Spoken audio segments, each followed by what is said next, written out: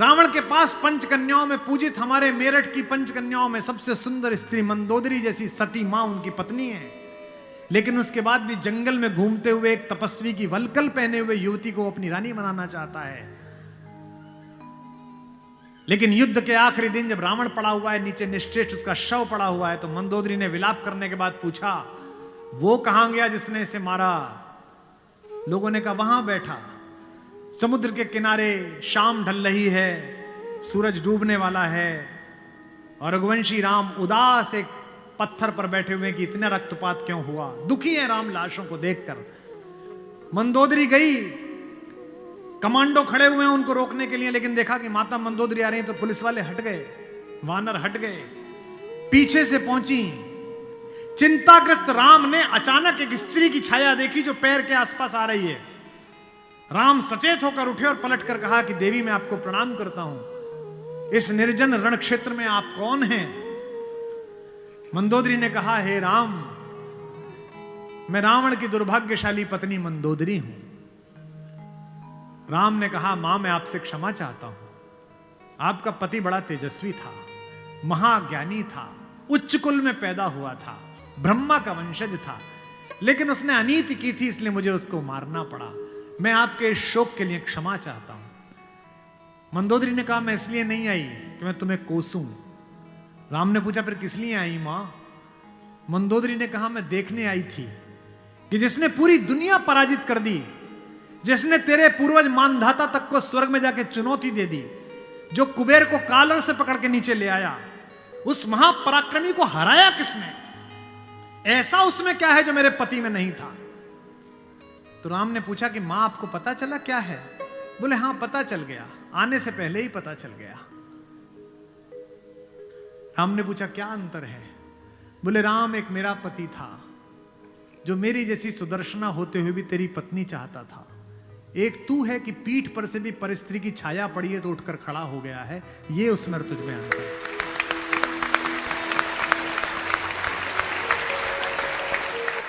लोग भी कैसे कैसे,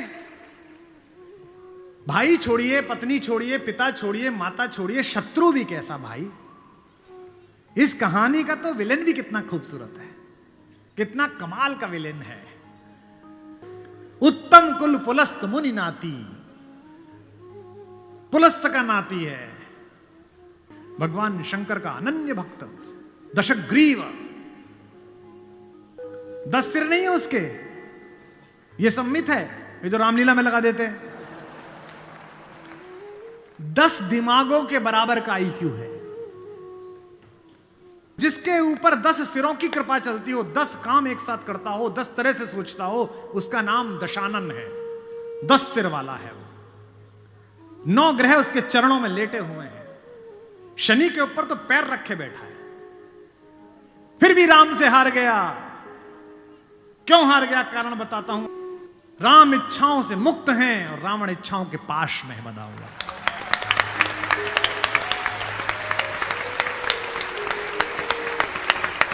फिर जागना कि रावण मनुष्यों पर राज्य करता है, राम मनुष्यता पर राज्य करते हैं।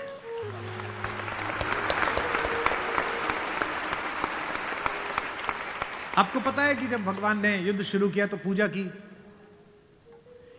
राम ने कहा जामवंत से, जामवंत सबसे सीनियर हैं, वो भी ब्रह्मा जी के पोते हैं, रावण के दादाजी के दोस्त हैं, पुलस्थ मुनि के नाना के। कहा कि प्रभु महाराज जामवंत जी, मैं युद्ध करने जा रहा हूं, उससे पहले मैं पूजा करना चाहता हूं। जामवंत ने कहा करिए महाराज। तो बोले मेरे आराध्य तो शंकर हैं, शंकर राम की पूजा करते हैं और राम शंकर की पूजा करते हैं, इस कहानी से बड़ा समन्वय किसी का नहीं हो सकता। जामवंत ने कहा पूजा कर लीजिए महाराज। बोले मुझे एक ऐसा पंडित चाहिए जो शैव हो, शिव को मानने वाला, और मैं वैष्णव हूं तो वैष्णव भी हो। उन्होंने कहा कि इस जंगल में, इस युद्ध क्षेत्र में ऐसा कोई पंडित कहां मिलेगा भगवान? तो उन्होंने कहा पूजा कैसे होगी फिर? जो जामवंत ने कहा एक पंडित मेरे ध्यान में है, पर वो आपका पुरोहित बनेगा नहीं। बोले कौन? बोले पुलस्त मुनि का नाथी महारथी रावण, वो शिव का भक्त है और वैष्णव भी है, उससे करा लीजिए। सोचिए जिसको हराने जा रहे हैं उससे पूजा। राम ने जामवंत से कहा कि महाराज पूछ के तो आइए, अगर महापंडित रावण आज्ञा दे दें इस यज्ञ के लिए तो मैं कर लूं। रावण को पता चला कि जामवंत बुलाने आए हैं। रावण ने अपने सैनिकों से कहा कि जैसे ही दादा जामवंत आए कोई उनसे प्रश्न ना करे, उन्हें बस महल का मार्ग दिखा दे, हाथ जोड़ के सब चरण छुएं। जामवंत पहुंचे, रावण किले के द्वार पर चरण छूने आया, कहा कि पितामह मैं आपको प्रणाम करता हूं, मैं धन्य हुआ कि आप पधारे। जामवंत ने कहा कि मैं बहुत प्रसन्न हुआ तुम्हारी अतिथि सेवा देखकर। बिठाया, पूछा कैसे आए हैं। जामवंत ने कहा मैं एक इच्छा लेकर तुम्हारे पास आया हूं। एक मेरे साथ 2 यजमान हैं, वो एक यज्ञ करना चाहते हैं युद्ध शुरू करने के लिए। उन्हें एक ऐसे पंडित की आवश्यकता है जो शैव भी हो और वैष्णव भी। तुमसे अधिक गुणी व्यक्ति तो पृथ्वी पर नहीं है, क्या उनका पुरोहित बन सकोगे? क्या पूछा रावण ने पहला, क्या करेक्टर है, वाह। रावण ने कहा जहां तक मुझे सूचना है आपके दोनों यजमान अयोध्या के निर्वासित राजकुमार राम और लक्ष्मण तो नहीं है? जामवंत ने कहा हां दशशीष, वे ही दोनों हैं, क्या आप स्वीकार करेंगे? उसने हां ना नहीं करी, फिर बोला क्या उनके यज्ञ का उद्देश्य लंका विजय है? जामवंत ने कहा हां उनका यही उद्देश्य है, क्या आप स्वीकार करेंगे? उसने कहा मैं तो जिज्ञासा के लिए पूछ रहा था, अन्यथा द्वार पर आकर किसी पंडित से कोई यज्ञ के लिए कहे, अस्वीकार करना उसका धर्म ही नहीं है। मैं आपके साथ चलूंगा और उनका यज्ञ कराऊंगा।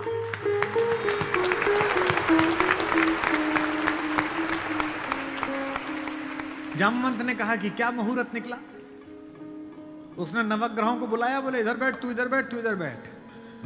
वो तो अपने ही हाथ में था, तू मिनिस्टर ऑफ स्टेट, तू फुल कैबिनेट। बता कितने बजे? बोले जी सुबह 5:30 बजे ब्रह्म मुहूर्त में, जिसमें हम पैदा हुए। तो उसने कहा ठीक है, 5:30 बजे का मुहूर्त निकला, मैं 5 बजे आ जाऊंगा। जामवंत ने कहा आचार्य हो गया अब तो रावण, आचार्य पूजा के लिए क्या व्यवस्था करनी है, क्या सामग्री लाऊं? उसने कहा आपके यजमान, मेरे यजमान जंगल में हैं, अगर यजमान के पास पूजन सामग्री ना हो तो पंडित का धर्म बनता है कि वो पूजन सामग्री लेके आए, तो मैं लेके आऊंगा। उसने अपने पुत्र मेघनाथ को जगाया, इंद्रजीत को, और कहा बेटा अशोक वाटिका जाओ, अशोक वाटिका जाओ और सीता से कहो मैं उसे मिलना चाहता हूं, एक विशेष प्रयोजन है। थोड़ी देर बाद खुद पहुंचा और कहा सीते, तुम्हारा पति राम लंका विजय का यज्ञ कर रहा है, उसके पास पुरोहित नहीं है, कल सुबह मैं उसका पुरोहित बनूंगा, लेकिन एक विवाहित व्यक्ति की पूजा अधूरी है अगर उसकी पत्नी उसके पार्श्व में ना बैठे। क्योंकि तुम उसकी पत्नी हो, तो सुबह ये इंद्रजीत रथ लेकर आएगा, तुम स्नान करके नया वस्त्र पहनकर इस रथ में बैठ जाना, क्योंकि मेरे यजमान की पूजा पूर्ण होनी चाहिए, मैं पूर्ण पूजा का पुरोहित नहीं हूं। और कहा कि तुम्हारी लंका से मुक्ति केवल पूजा तक की है, पूजा होते ही उठना और इसी रथ में वापस बैठकर अशोक वाटिका में आ जाना। क्या तो सीता, क्या राम और क्या रावण, क्या कहानी है ये। सुबह यही हुआ, शिवलिंग की स्थापना हुई, बालुका की मृत्यु से एक विग्रह बनाया राम ने अपने ओजस्वी हाथों से। राम आजानुबाहु हैं, घुटने तक हाथ आते हैं उनके, ये पुरुषोत्तम का लक्षण है। महाराणा कुंभा वे भी आजानुबाहु थे। कभी कुंभलगढ़ के किले में जाइए, 3 फीट का शिवलिंग है, नीचे बैठ के अपने ही हाथ से लोटे से रुद्राभिषेक करते थे बिना उठे। वे भी सूर्यवंशी थे, राम आजानुबाहु थे। उन्होंने अपने बड़े बड़े हाथों से शिवलिंग तैयार करा। धोती पहने हुए, तिलक लगाए हुए तेजस्वी रावण पहुंचा। राम और लक्ष्मण ने आसन से खड़े होकर अपने पुरोहित को प्रणाम करा। आचार्य, मैं दशरथ का पुत्र राम अपने छोटे भाई लक्ष्मण के साथ आपको प्रणाम करता हूं। दोनों ने पैर छुए रावण के और कहा कि आचार्य आसन ग्रहण करिए। आचार्य ने पूजन प्रारंभ किया। ओम गणपति गंगावाय। अब ये कि पत्नी कहां से आए? आचार्य ने पूछा राम से। मेरे यजमान विवाहित हैं? राम ने कहा हां आचार्य मैं विवाहित हूं। अपनी धर्म पत्नी से कहिए कि वो आपके पार्श्व में आकर बैठे। राम ने कहा आचार्य मेरी धर्म पत्नी मेरे साथ नहीं है। तो जामवंत ने कहा आचार्य अब पूजा कैसे होगी? बोले पितामह मैंने आपसे कहा था कि किसी यजमान के पास अगर सामग्री किसी भी तरह की पूरी ना हो, कोई व्यवस्था पूरी ना हो, तो आचार्य का धर्म है कि वो पूरी व्यवस्था बना के लाए। बेटा इंद्रजीत, यजमान की पत्नी को उनके पार्श्व में स्थापित करो। अपहरण गई हुई मां हमारी जगत जननी भारतेश्वरी पार्श्व में बैठी। पूजन प्रारंभ हुआ, सारी अर्चना हुई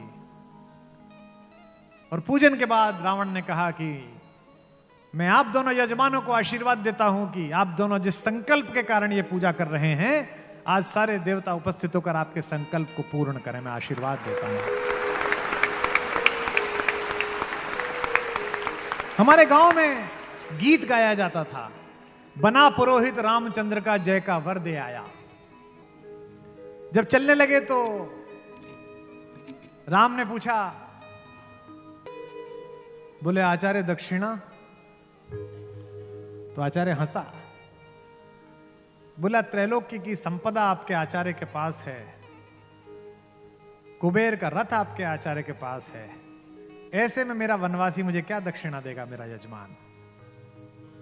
तो राम ने कहा कि मैं रघुवंशी हूं, दक्षिणा के बिना पूजा कराना मेरे लिए निष्फल हो जाएगा, आप दक्षिणा तो मांगिए। तो रावण ने कहा कि मैं आपसे समय पर दक्षिणा मांग लूंगा।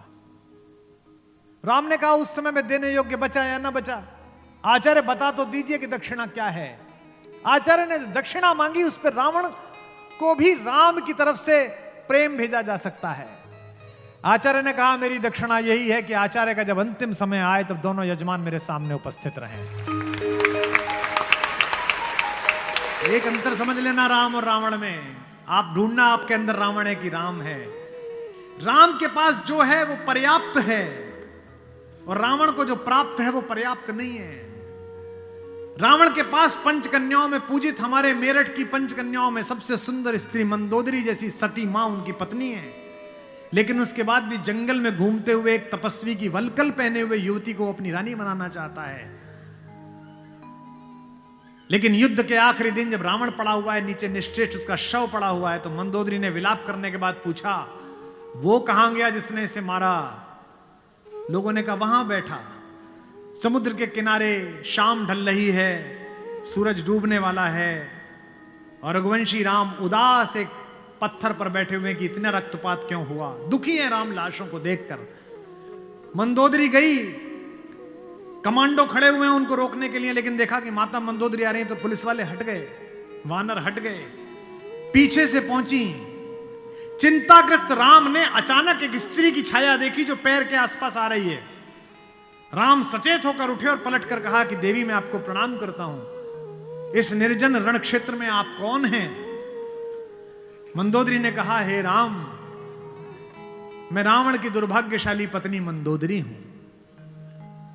राम ने कहा मां मैं आपसे क्षमा चाहता हूं, आपका पति बड़ा तेजस्वी था, महाज्ञानी था, उच्च कुल में पैदा हुआ था, ब्रह्मा का वंशज था, लेकिन उसने अनीति की थी इसलिए मुझे उसको मारना पड़ा। मैं आपके इस शोक के लिए क्षमा चाहता हूं। मंदोदरी ने कहा मैं इसलिए नहीं आई कि मैं तुम्हें कोसूं। राम ने पूछा फिर किस लिए आई मां? मंदोदरी ने कहा मैं देखने आई थी कि जिसने पूरी दुनिया पराजित कर दी, जिसने तेरे पूर्वज मानधाता तक को स्वर्ग में जाके चुनौती दे दी, जो कुबेर को कालर से पकड़ के नीचे ले आया, उस महापराक्रमी को हराया किसने? ऐसा उसमें क्या है जो मेरे पति में नहीं था? तो राम ने पूछा कि मां आपको पता चला क्या है? बोले हां पता चल गया, आने से पहले ही पता चल गया। राम ने पूछा क्या अंतर है? बोले राम, एक मेरा पति था जो मेरी जैसी सुदर्शना होते हुए भी तेरी पत्नी चाहता था। एक तू है कि पीठ पर से भी परस्त्री की छाया पड़ी है तो उठकर खड़ा हो गया है। ये उसमें और तुझ में अंतर है।